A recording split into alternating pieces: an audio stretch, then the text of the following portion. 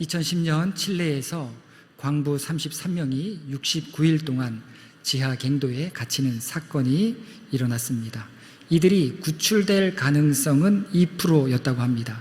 착구를 시도할 수가 없었습니다. 그랬다가는 갱도가 무너질 가능성이 매우 컸던 것입니다. 그리고 갱도 입구는 엠파이어 스테이트 빌딩 크기 2개나 되는 어마어마한 상상을 초월하는 그런 큰 바위덩이가 갱도를 막고 있어서 그 갱도를 뚫는 일도 불가능했다고 합니다.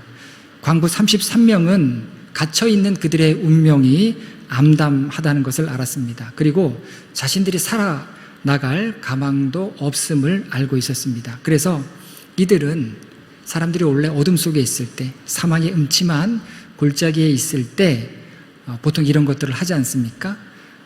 그래서 이들이 하기 시작했던 것은 뭐냐면 그들의 삶을 되돌아보기 시작합니다. 그리고 사랑하는 가족들을 생각합니다.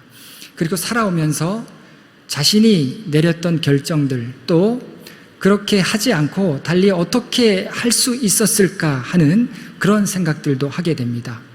물론 내가 죽으면 어떻게 될까, 우리 가족들, 우리 아이들 어떻게 될까, 그런 생각도 하지 않을 수가 없었습니다. 사실 이 모든 것들이 사람이 정말 어려울 때, 사망의 음침한 골짜기나 깊은 어둠 가운데 있을 때 하게 되는 생각인 것입니다. 자, 그런데 광부 중에 호세 엔리케즈라는 사람이 있었는데 그는 나이가 54세였고 10대 때부터 아주 오래전부터 광부로서 일을 시작했습니다. 저희 아버지도 광산에서 근무를 하셨기 때문에 허리가 안 좋으셨어요. 그래서 제가 아버지는 허리가 왜 이렇게 안 좋냐고, 그러니까 아버지가 늘 하시던 말씀이 너도 고등학교 때 광산에 들어가서 일을 해보라고, 죽을 똥 살똥 모르고 일을 했는데 그래서 허리가 이렇게 망가졌다라는 그런 말씀을 하셨습니다. 우리나라도 태백에 가면 태백 기계공고가 있는데 유명한 학교죠. 박정희 대통령도 그 학교 시찰을 오실 정도로. 그래서 거기 나오면 다 광산으로 들어가게 됩니다. 그런데 실습을 하게 돼요. 광산에서 들어가서 어린 나이에. 우리나라도 그랬던 것이죠. 자, 그런데 이 사람은 예수를 믿는 사람이었습니다. 그러니까 예수 믿는 사람인 것을 알고 사람들이 이 사람을 찾아와서 기도해 달라고 부탁을 합니다. 여러분들도 그런 사람 되셔야 돼요. 믿지 않는 사람들이 여러분에게 찾아와서 기도 좀 해달라고, 내가 정말 기도받고 싶다고. 제가 아까 기도받고 싶다라고 하는 게 농담이 아닙니다. 저도 다른 목사님들, 때로 친구나 때로 후배나 선배님, 목사님들이 기도할 때 그렇게 은혜가 돼요. 첫 마디부터 은혜가 되는 걸 느낍니다. 그래서 자신을 위해서 기도해달라고 부탁을 했을 때 이 호세라고 하는 광부는 조건을 내겁니다. 그는 평소에도 무릎을 꿇고 기도하기를 좋아했는데 내가 기도할 테니까 나처럼 무릎을 다 꿇으라고 그런 제안을 합니다. 자, 그래서 광부들은 그를 중심으로 해서 무릎을 다 꿇고 빙 둘러 앉게 됩니다. 그리고 기도를 시작합니다. 하나님, 우리는 선한 사람이 아닙니다. 하나님, 우리를 불쌍히 여겨 주시옵소서. 우리는 죄인입니다. 그리고 이 상황도 하나님 책임져 주시옵소서. 자, 이렇게 기도를 하게 됩니다. 기도가 끝난 다음에 광부들이 호세에게 묻습니다. 이제 우리가 어떻게 해야 되냐고. 그러니까 호세는 각자의 죄를 소리 내어서 고백해야 된다고. 그렇게 이야기했을 때 정말로 한 사람 한 사람씩 나는 이런 사람이었습니다. 나는 이런 사람이었습니다. 자신을 돌아보고 삶을 돌아보고 잘못 걸어온 길을 회개하는 그런 일들이 일어나기 시작합니다. 그리고 호세는 예수님에 대해서도 이야기합니다. 갱도 아니라, 그리고 갖고 있는 이 헤드라이트도 배터리가 한계가 있는지라 점점 빛이 사라지고 어둠뿐이었지만 그럴수록 그의 목소리가 울려 퍼지기 시작합니다. 광부들은 한마디도 놓치지 않고 이 호세가 전하는 예수에 대한 이야기를 마음에 새깁니다. 마음 깊은 곳에서 함께 솟구치는 기도를 하기 시작했고 영으로 예배했고 하나님께 부르짖어 도움을 구했습니다. 그랬을 때 이들은 희망이라고는 전혀 찾아볼 수 없는 온통 어둠뿐인 그곳에서 하나님의 능력과 임재를 이전에는 결코 경험할 수 없는 방식으로 갇혀있는 갱도에서 체험을 하게 됩니다. 결국 69일 만에 모두가 구출되는 놀라운 경험을 하게 되었던 겁니다. 단절과 고립과 죽음의 무서움 속에서도 함께 하시는 하나님, 그리고 좁은 갱도가 바로 하나님 함께 하시는 하나님 나라였던 것입니다. 여러분, 우리가 사는 이 세상도 어둠이 가득한 세상 아니겠습니까? 밤에 휘황찬란한 그런 불빛들이 여러분 어떻게 보이실지 모르겠지만 휘황찬란할수록 어둠이라고 저는 생각을 할 때가 많습니다. 희망을 찾기가 어렵습니다. 하지만 우리 믿는 사람들은 어떻게 살아갑니까? 그럼에도 하나님이 다스릴 하나님의 나라를 사모하면서 이 어두운 세상 살아가는 겁니다. 그럼에도 나의 구원이 어디서 올지 간절하고 때로 믿음으로 이겨내기 힘들 것 같은 그런 상황도 맞이할 때가 있습니다. 믿음을 갖는다고 하지만 삶의 무게가 너무 크게 느껴지고 모든 게 어렵고 모든 게 힘들게 느껴질 때가 많습니다. 하지만 하나님의 사람, 믿음의 사람은 그 가운데에서라도 여러분 절대 우리가 끈을 놓지 말아야 될 거는 뭐냐면 어떠한 상황 가운데 있다 할지라도 하나님께서 행하시는 일이 있다. 하나님만이 행하시는 일이 있음을 우리는 분명히 믿어야 하는 것입니다. 그래서 존 밀턴은 신라권에서 이 세상을 거름더미에 비유를 합니다. 이 세상은 가축의 오물로 뒤범벅되었고 거기에 각종 껍데기들, 과일 껍데기, 감자 껍데기, 나뭇잎, 썩어가는 나뭇잎, 푸성기의 껍데기, 이런 게 한데 어울러져 있는 거름과 같다는 것입니다. 그런데 그 거름을 가까이 하기도 싫은 그 거름을 밭에 뿌리고 얼마 지나지 않으면 거름의 냄새는 사라지고 좋은 향기가 나기 시작한다는 것입니다. 천연 비료 덕분에 땅이 비옥해지고 과수와 채소들이 쑥쑥 자라게 되는 때가 있다는 것입니다. 그런데 그때까지 기다리고 고통은 감수해야 하는 것입니다. 심지어 여러 해를 참아야 할 때도 있는 것입니다.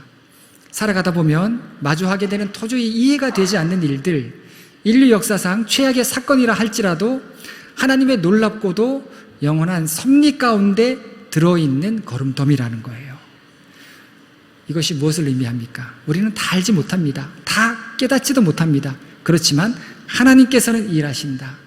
하나님의 나라 가운데 하나님께서는 일하신다라는 것을 우리는 알게 되는 겁니다. 오늘 본문은 마가복음의 말씀인데 마가복음은 예수님께서 사역하셨던 때와 가장 가까운 시기에 기록되었던 그런 말씀입니다. 복음서 중에 제일 먼저 기록됩니다. 그리고 예수님께서 부활 승천하시고 30년 정도 되었을 때 이 마가복음이 기록되었고, 그리고 마태와 누가가 자신이 알고 있는 예수님에 대한 이야기를 마가복음을 기초로 해서 더 덧보태게 되는데 그것이 바로 마태복음과 누가복음이 됩니다.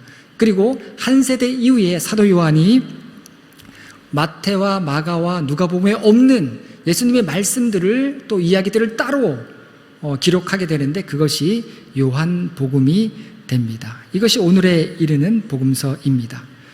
그렇기 때문에 복음서 중에서 뼈대가 되는 말씀은 마가복음이다, 이렇게 말씀드릴 수 있어요.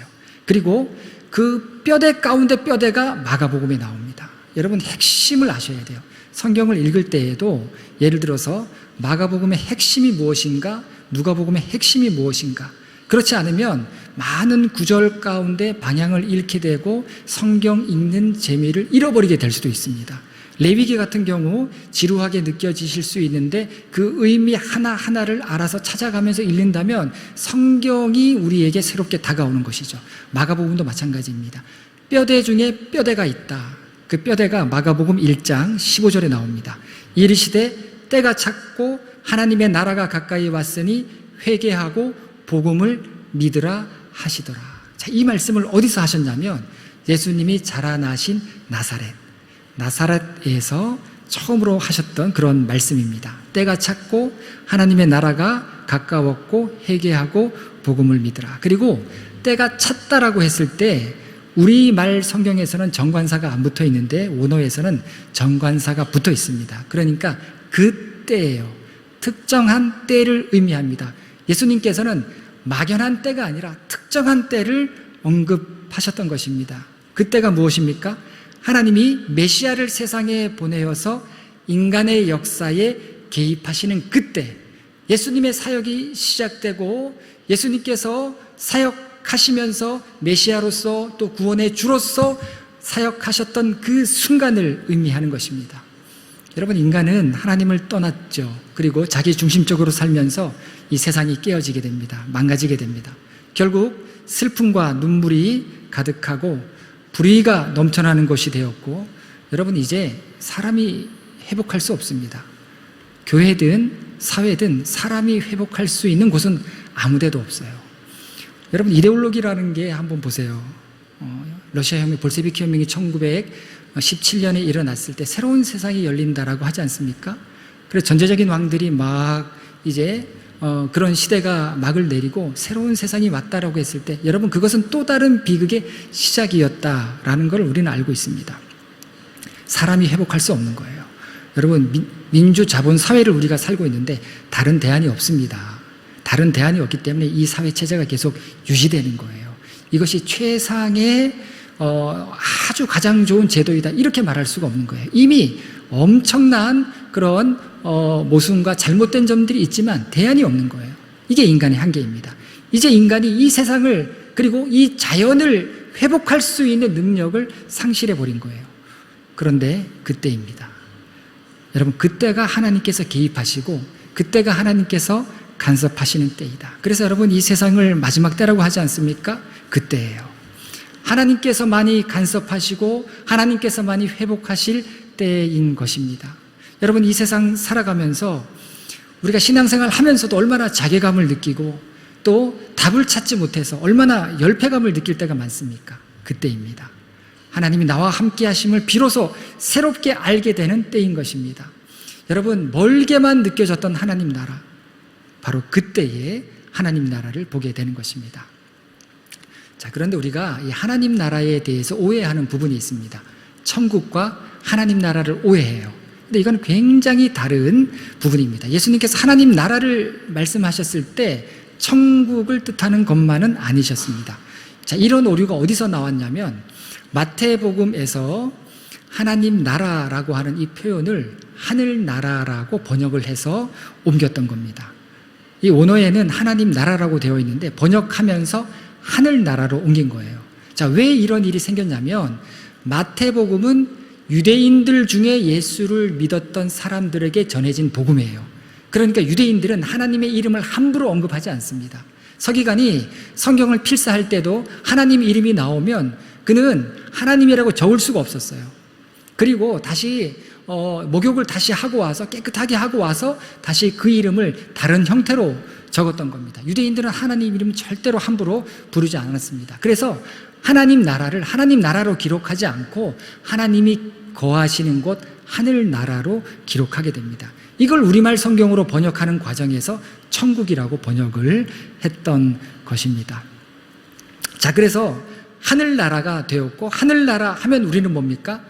죽어서 가게 되는 천국이라고 여기는, 생각하는 그런 경향이 강하게 되었던 것입니다. 하나님 나라는 천국이 맞습니다. 그런데 예수님이 전하신 하나님 나라는 죽어서 가는 곳을 훨씬 뛰어넘는 아주 예수님의 가르침 중에서 아주 핵심적인 그런 가르침이었다라고 하는 것을 우리는 꼭 먼저 기억해야 하는 것입니다.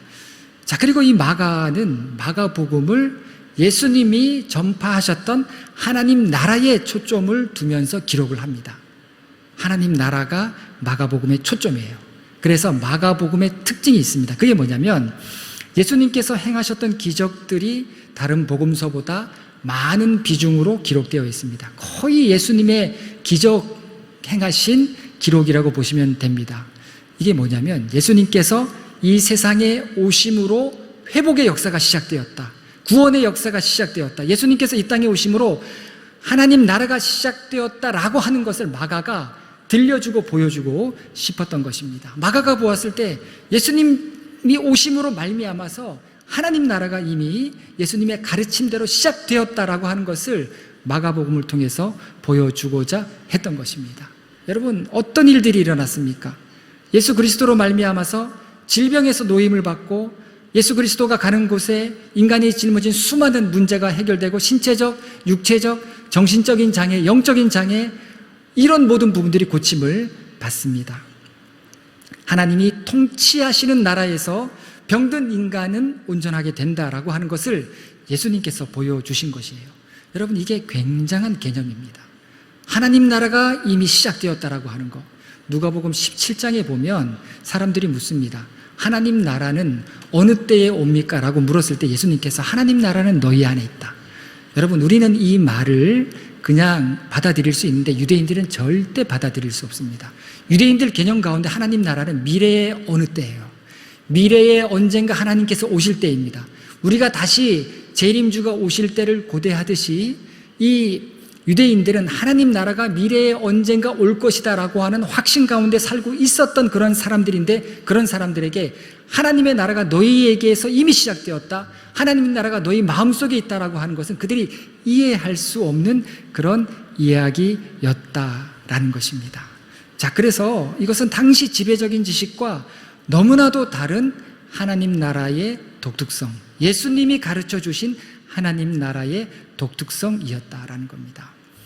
그리고 이 마가복음에서는 예수님의 비유가 적습니다.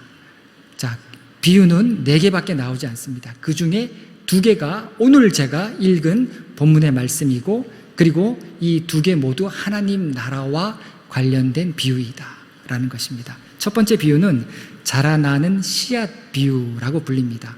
이 마가복음 4장 1절에 씨 뿌리는 자의 비유가 있는데 그것하고 달라요. 씨 뿌리는 자의 비유, 씨를 뿌렸을 때 옥토밭, 그 다음에 길가밭, 가시밭, 돌짝밭 이렇게 떨어졌다라는 그런 비유가 4장 1절에 나오고, 그 뒤에 이어서 자라나는 씨앗 비유가 나옵니다. 26절을 보면 또 이르시되 하나님의 나라는 사람이 씨를 땅에 뿌림과 같으니. 자, 여기서 중요한 거, 씨 뿌리는 자의 비유에서도 마찬가지이고 오늘 본문 자라나는 씨앗 비유도 마찬가지이고, 사람이 씨를 뿌렸다, 이게 중요한 게 아닙니다. 자, 이것이 중요한 것이 아니라 씨 뿌리는 자의 비유에서는 사람의 마음이에요. 마음이 옥토와 같아야 된다는 것이고, 오늘 본문에서 중요한 것은 그 뿌려진 씨가 스스로 자라난다. 뿌린 자가 뭘 하지 않았어요. 뿌린 자는 그냥 씨만 뿌렸는데 이 씨가 스스로 자라난다. 알지 못하는 사이에 이 씨가 스스로 자라나는데, 28절을 보면 자라나는 단계를 말씀합니다. 땅이 스스로 열매를 맺되 처음에는 싹이요, 다음에는 이삭이요, 그 다음에는 이삭의 충실한 곡식이라. 그래서 여러분, 이 본문으로 잘못 설교하면 어떻게 설교하냐면, 우리 성장 단계가 있습니다. 씨앗으로 뿌려졌습니다. 이제 이삭을 내야 됩니다. 그리고 열매를 맺어야 됩니다. 이렇게 해석할 수 있는데, 여러분, 이 본문은 그런 의미가 아니라 씨앗이 스스로 자라난다라는 겁니다. 씨 뿌리는 사람이 지켜보는 것도 아니고 뭘 어떻게 하는 것도 아니었습니다. 씨만 뿌렸는데 그 씨가 스스로 성장해서 열매를 맺었다.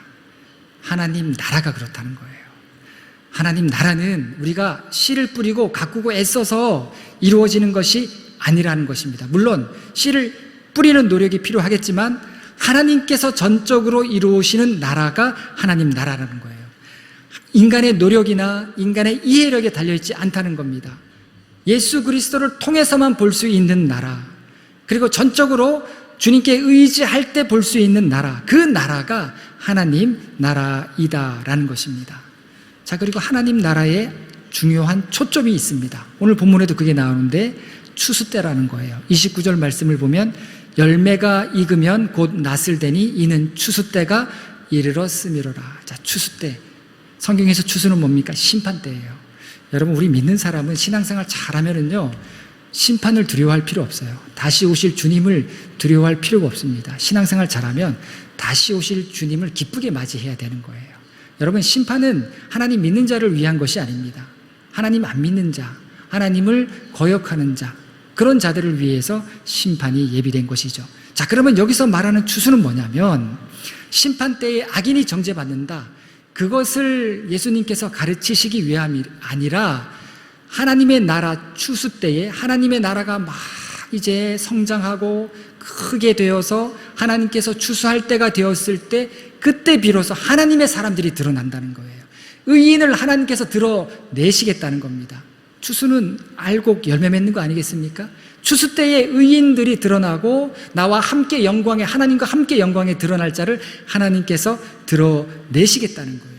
지금 이 비유를 예수님께서 하나님 나라에 관한 것을 이 비유로 가르쳐 주신 것입니다. 그리고 마가가 이를 기록함으로써 하나님 나라가 이미 우리 가운데 임했고, 하나님 나라가 이삭이 나오고 열매 맺듯이 이미 하나님 나라가 확장되어 가고 있고, 추수 때가 되면 하나님께서 거두실 것이다. 예수님의 가르침을 마가가 기록했던 겁니다. 자, 그럼 왜 하나님의 나라에 대한 가르침을 예수님께서는 이런 비유로 말씀을 하셨겠습니까? 문제는 제자들이 이해하지 못했어요. 제자들이. 하나님 나라, 여러분 마음속에 신앙생활 하면서 일상을 살아가면서 하나님 나라에 대한 소망이 얼마나 있는지 모르겠습니다. 미국 교인들을 조사해 보니까 미국 교인들 이 부활에 대한 신앙을 설문조사해 보니까 소수만이 부활을 믿는다. 교회 다니는데도 부활에 대해서 확신할 수 없다. 미국 사람들 솔직하게 이야기하지 않습니까? 아주 소수예요. 여러분, 부활 신앙에 대한 여러분의 고백은 무엇입니까? 다시 오실 예수 그리스도에 대한 여러분의 신앙 고백은 무엇입니까? 그리고 하나님께서 하나님의 백성을 정말 인도하시고 지키셔서 마지막 때 하나님께서 종말의 때에 하나님의 백성을 천국 백성으로 삼으시겠다라고 하는 그 신앙에 대한 여러분의 고백은 무엇입니까? 여러분, 신앙생활을 해도 부활신앙, 하나님 나라에 대한 믿음, 이게 정말로 중요한데, 이게 자리 잡혀 있어야 우리가 헌신을 해도 그렇고 헌금을 해도 그렇고 목적이 분명한 신앙생활을 할 수 있는데, 이게 분명하지 않으니까 아무리 예수님 옆을 따라다닌 제자라 할지라도 하나님 나라에 대한 신앙이 자라나지 않는 겁니다. 여러분, 점검해 보셔야 돼요. 여러분, 분명히 점검해 보셔야 됩니다. 하나님 나라에 대한 확신이 있는가? 하나님 나라에 대한 확신이 있을 때 달라요. 이 세상 살아가는 삶의 모습이 다른 것입니다. 예수님의 제자들이 그랬던 거예요. 예수님께서 말씀하신 하나님 나라의 목적을 이해하지를 못하는 겁니다. 예수님께서 그렇게 직접 말씀하셔도 우리가 알고 있는 거하고 다른데요, 하나님의 나라가 미래에 언제 오는 거 아닙니까? 이렇게 거부감을 드러내고 예수님을 또 따라다니면서 겪게 되는 많은 그런 이 좌절된 그런 상황들 때문에 주님의 말씀을 받아들이지 않는 겁니다. 그렇기 때문에 예수님께서 이 제자들에게 하나님 나라에 대한 믿음이 확고해지도록 이 비유를 통해서 용기를 주시는 거예요. 너희가 생각하는 하나님의 나라는 많은 사람들이 생각하는 그런 하나님 나라처럼 미래의 어떤 미래의 시점에 다가오는 것이 아니고, 종말적인 하나님의 나라가 아니라 이미 나와 함께, 그리고 예수님과 함께 시작되었다라고 선포하신 거예요. 그러면서 직접적인 증거들을 보여주셨던 겁니다. 말 못하는 사람이 말을 하고, 귀신 들렸던 사람에게서 귀신이 쫓겨가고, 죽은 사람이 살아나고, 배척당하는 사람들이 주님께로 모여들고, 병자들이 고침을 받고, 이 모든 것들이 예수 그리스도와 시작한 하나님의 나라의 표징이라는 거예요. 여러분, 아직도 주님 다시 오시지 않았고요, 아직도 우리 마음 가운데 하나님 나라가 임하지 않았다. 언제 하나님 나라가 임할 것인가? 우리도 이렇게 생각해요. 그러나 2000년 전에 예수님께서 하나님 나라가 이미 시작되었고 너희 마음속에 있다 라고 분명히 말씀을 하셨습니다. 여러분, 그래서 용기를 내셔야 돼요. 이런 말씀을 통해서 하나님 나라가 언제 오냐고, 이 세상 보면서 절망하지 마시고요, 하나님 나라가 언제 오냐고 좌절하지 마시고 불신앙적인 태도로 살아가지 마시라는 거예요. 하나님의 말씀이 언제 이루어지냐고, 또 하나님의 다스리심을 언제 보게 되냐고, 언제 나를 구원하실 메시아가 오냐고 그렇게 의심하고 원망하지 말라는 겁니다. 지금 여기에 하나님 나라가 임했고 너희 안에, 우리 안에, 내 안에 하나님의 나라가 함께 한다는 겁니다. 여러분, 지혜로운 자는 하나님 나라를 볼 수 있는 자고요, 미련한 자는 그때가 어느 때인지를 모르는 겁니다. 그렇기 때문에 어떤 어려움 가운데 있을지라도 하나님 나라는 작은 씨앗이 심겨져서 점점 자라나서 이삭이 되고 열매 맺으면서 확장되어 나가듯이 하나님께서 하나님의 나라를 확장해 나가시고, 하나님께서 다스리심을 믿고 너희도 담대함으로 용기를 갖고 하나님의 임재 가운데에서 하나님의 나라를 누리며 살아가는 그런 믿음의 사람이 되라는 겁니다. 제가 왜 예배를 강조하겠습니까? 하나님 나라 백성은 예배를 제일 중요하게 여기는 거예요. 내 삶의 우선순위로 여기는 겁니다. 제가 여러분 교회에 돈이 부족해서 헌금에 대한 11조에 대한 이야기 하는 거 아니에요. 하나님 나라를 중요하게 생각하는 사람은 이 세상에 물질을 하나님께서 주셨기 때문에 내가 하나님 앞에 감사함으로 드리겠습니다. 그런 믿음의 정신이 분명히 살아있는 겁니다. 여러분 신앙생활을 하면서 하나님 나라를 잃어버리면요, 하나님 나라에 대한 신앙을 잃어버리면 현실 도피적이 돼요. 이 말이 무슨 의미냐면 현실 도피적으로 신앙생활을 하는 게 뭐냐면 하나님 나라가 없으면 자꾸 이건 아닌데 저것도 아닌데 하면서 자꾸 적극적이지 않은 신앙생활을 하게 된다라는 것입니다. 여러분 내가 지금 딛고 서 있는 이곳에 하나님의 통치와 하나님의 다스림이 있다는 믿음을 잃어버리게 되면 우리는 현실을 믿음으로 이길 수가 없는 거예요. 말은 교인이라고 하지만 헌신하고 복음을 드러내고 복음을 전할 능력이 없는 거예요. 경건의 모양만 있습니다. 경건의 실체가 없는 거예요. 여러분 그래서 예수 그리스도께서 오심으로 내 안에, 우리 안에, 우리 공동체 안에, 우리 가정 안에 하나님 나라가 이미 시작되었다. 하나님이 다스리시고 하나님이 통치하시는 나라가 이미 시작되었다라고 하는 걸 믿으시기를 바라겠습니다. 눈에 보이지 않아요. 그러나 오늘 말씀처럼 하나님께서 조금씩 확장해 나가신다는 겁니다. 점진성이 있죠. 그리고 생명성이 있습니다. 사람이 손을 대면 뭐든지 생명을 잃어버려요. 여러분 화초 같은 거 잘 키우시는 분도 계시는데 이상하게 저희 집에만 오면 오래 살지 못해요. 그래서 제가 사무실에 있는 거 제 책상에 예전에도 한번 말씀드렸지만 그거를 제가 어떻게든 살려보려고 노력을 하는데 그거는 잘 살아있어요. 아직까지는. 그런데 언제 어떻게 될지는 모르겠습니다. 이게 인간의 한계입니다. 그런데 하나님께서는 이 생명을 계속해서 확장해 나가시는 거예요. 그래서 우리는 하나님 나라가 우리와 함께 확장해 가고 있고 우리가 하나님 나라 가운데 있다라고 하는 걸 분명히 믿고 확신하고 고백하고 살아야 되는 겁니다. 또 예수님께서는 하나님 나라를 겨자씨에 비유하십니다. 30절을 보면 또 이르시되 우리가 하나님 나라를 어떻게 비교하며 또 무슨 비유로 할까? 여러분 하나님의 나라가 하나님께서 통치하시고 하나님께서 다스리시는 나라가 겨자씨 하나 같다는 거예요. 여러분 이 말씀 어떻게 이해하시겠어요? 그 겨자씨 안에 생명이 있다는 말씀입니까? 여러분 씨앗이 우주이죠. 그런 말 들어보셨죠? 씨앗 하나가 우주입니다. 사람의 몸을 구성하는 원소나 우주를 구성하는 원소가 똑같죠. 탄소입니다. 탄소. 똑같아요. 그러면 작은 씨앗 하나에도 생명이 있다라고 했을 때 이 생명이 우주다. 그러면 여러분 그렇게 해석할 수 있겠습니까? 아니에요. 자, 겨자씨 한 알과 같다. 하나님의 나라가 겨자씨 한 알과 같다라고 했을 때 예수님께서 말씀하신 초점은 뭐냐면 시작이에요. 시작.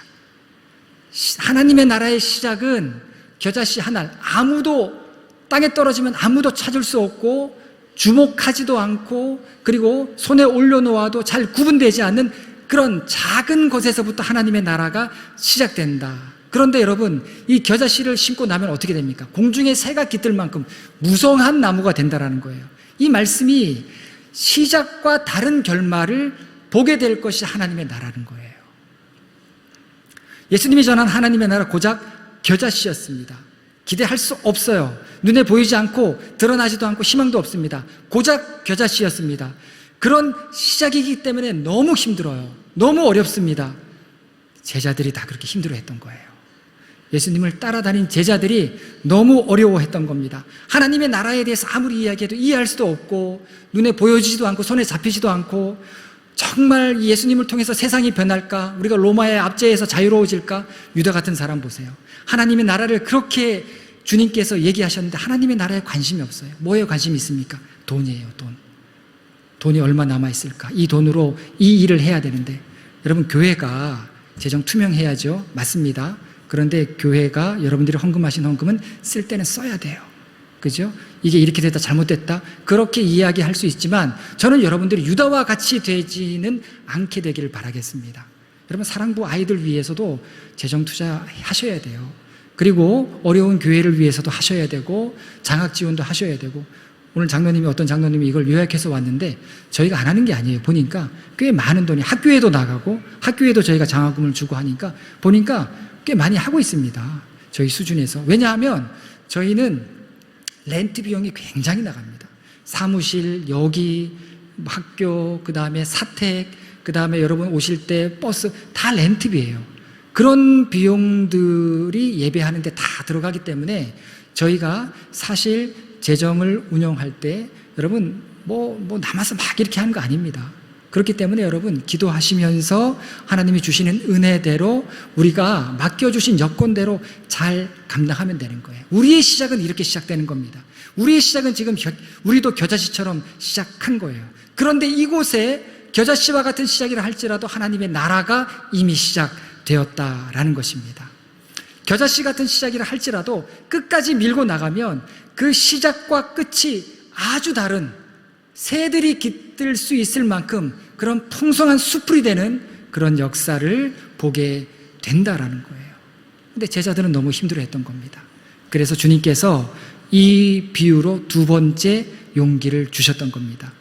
제자들의 시작은 사람들의 몰이해 속에서 배척을 받고 종교 지도자들의 위협 속에 있었다 할지라도 하나님 나라는 예수님과 함께 이렇게 작은 씨앗처럼 시작되고 있다는 것을 제자들이 알기를 바라셨고, 그리고 이 시작은 처음과 너무도 다른 열매를 맺도록 하나님께서 일하고 계신다라고 하는 것을 말씀으로 가르치셨던 것입니다.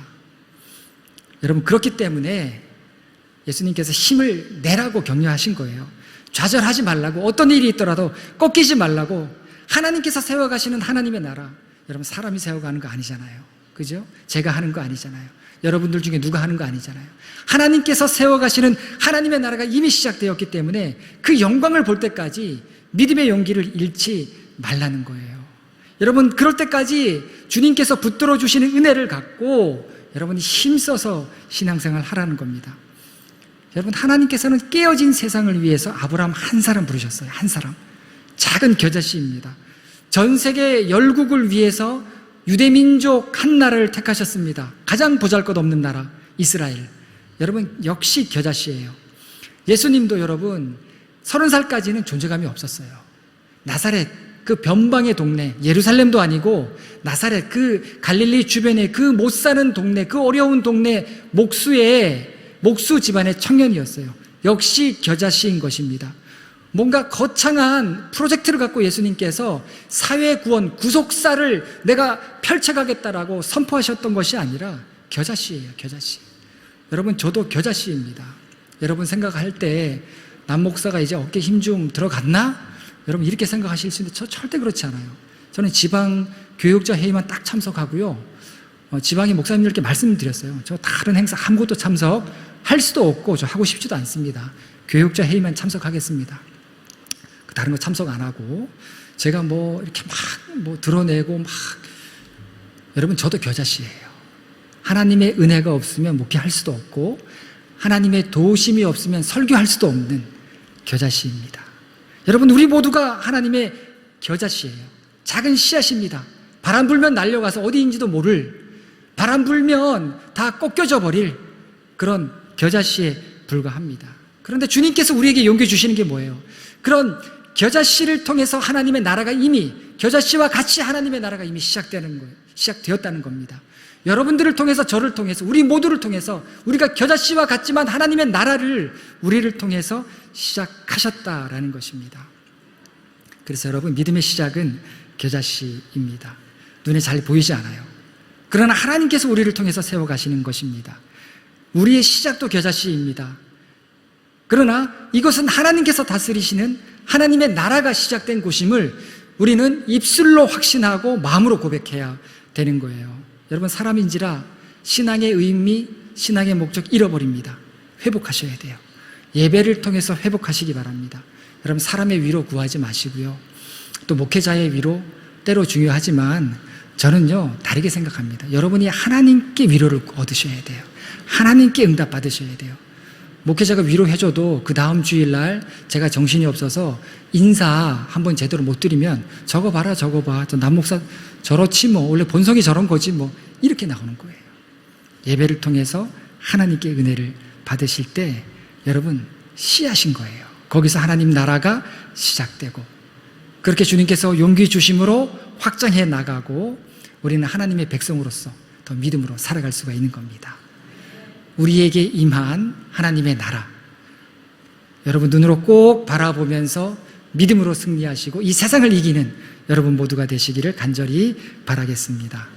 기도하시겠습니다.